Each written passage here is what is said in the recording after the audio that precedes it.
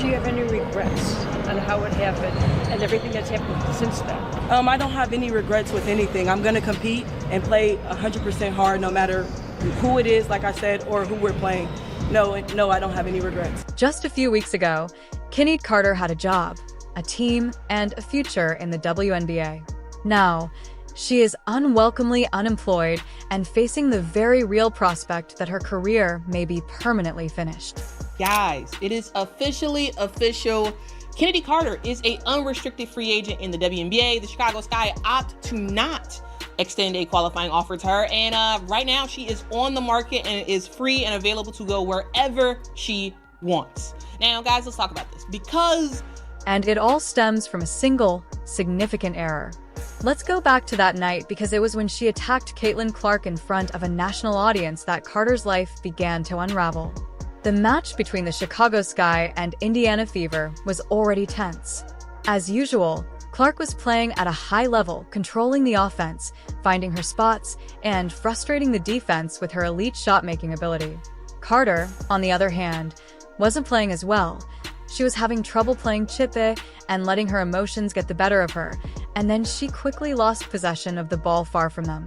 Carter shoved Caitlin Clark in a blatant, unprovoked manner. The crowd gasped, the referees called the foul right away, and the entire WNBA world took notice because, let's face it, this wasn't just any player Carter shoved. It was Caitlin Clark, and if there's one thing the WNBA won't tolerate, it's someone targeting their biggest star. By the time the game ended, Carter had not only lost the fans' respect, but also jeoparded her own career. Action analysts attacked her on national television, and the Chicago Sky quickly made their position known. Instead of benching or disciplining her, they cut her without offering her a contract extension, a core designation, or anything else. That's when things really started to get out of hand for Carter. She wasn't just cut, she became untouchable, which is what happens when a talented player like Carter becomes available. Teams begin calling and looking into ways to bring her in and make it work, but this time there was silence. No team expressed interest and no organization even considered signing her. She was completely and utterly disregarded, and the reason for this goes beyond a single negative engage in play because, let's face it, this isn't the first time Carter has been a problem. She has a history of having locker room problems, clashing with coaches, and burning bridges with teams. This was the last straw for Carter, who had already worn out her welcome with multiple franchises. With this most recent disaster, she gave teams the perfect excuse to move on without her. One executive even stated outright that we wouldn't touch her with a 10-foot pole, and in professional sports, once you get that kind of reputation, it's almost impossible to recover from. Let's talk about why no team wants her. It's not just about her attitude, it's about who she went after. The WNBA needs Caitlin Clark, who is its greatest asset in recent years. She is increasing TV ratings, drawing in new fans, and packing arenas nationwide. As such, when Carter openly attacks Clark, she didn't just do a dirty play, she committed career suicide.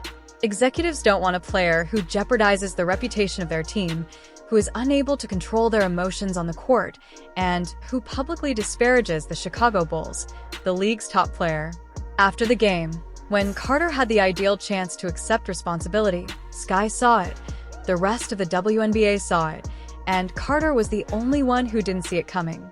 Let's speak about her reaction because this is what ultimately led to her demise. She should have apologized or at least acknowledged what had happened, but instead she chose to ignore it and stand in front of reporters. Her attitude was to brush it off and even lie, claiming she didn't say anything during the incident.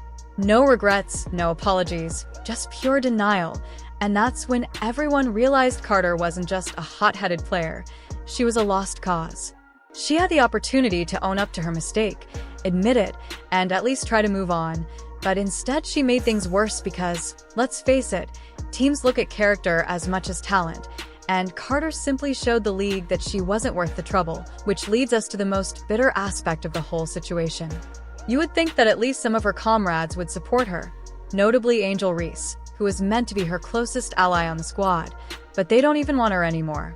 Reese simply unfollowed Carter on social media, which in today's world is like a giant neon sign that says, we're done. And when your own teammates don't even want to be associated with you, that's a death sentence in the WNBA because it's not just about one bad play. It's about an entire league realizing that Carter is more trouble than she's worth, which is why she's currently unemployed.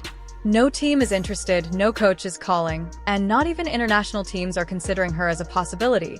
She may be out of basketball altogether, and worse, nobody forced her to shove. No one forced Caitlin Clark to perform. She made every choice that brought her to this point carelessly, and now she sits at home and watches while the WNBA continues without her. And you know who's doing well? While Carter is in a panic, Caitlin Clark is breaking records, selling out arenas, and establishing herself as the face of women's basketball. Carter believed she could defeat Clark, but instead she only defeated herself, and the WNBA doesn't even care that she's gone. It's obvious that Carter didn't see this coming, but now her career is in ruins, with no team, no offers, and no future in the WNBA. What's even more cruel is that no one is stepping in to help her because what she did to herself wasn't just one bad play or even one bad game. Rather, it was a pattern of behavior that ultimately caught up with her, and now the league, the fans, and even her own teammates have had enough. Let's discuss why Carter's WNBA career may be permanently over. Talent typically leads to second chances. Even players with problematic passes find ways to join new teams because, in the end, if you can help a team win, you're valuable.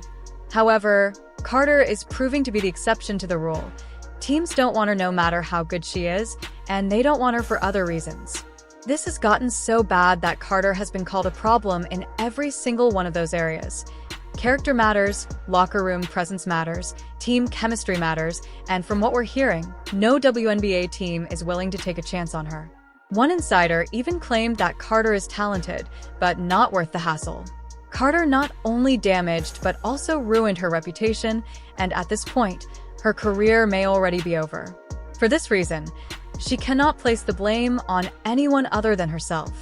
Some may attempt to defend Carter by claiming that it was only one bad incident, but let's face it, that isn't the case. Rather, it is a pattern of poor choices. Examine her past. Before she even joined the Chicago Sky, she was already classified as a problem player. She has played for several teams in a short period of time, which is unusual for a young player with talent. WNBA teams don't just give up on players who can score and contribute, they only do it when they realize that player is hurting the team more than helping it.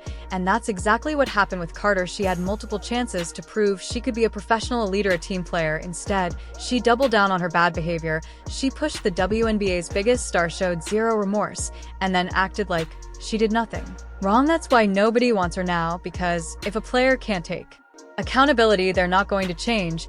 And if they're not going to change, then teams aren't going to waste their time on them. It's that simple. Here's where things get really bad for Carter. She doesn't even have the support of her own teammates anymore. If there was ever a sign that someone's career is finished, it's when their own teammates don't want them around, and Carter, she's been completely abandoned. Let's start with Angel Reese, the player who is supposed to be her biggest supporter in.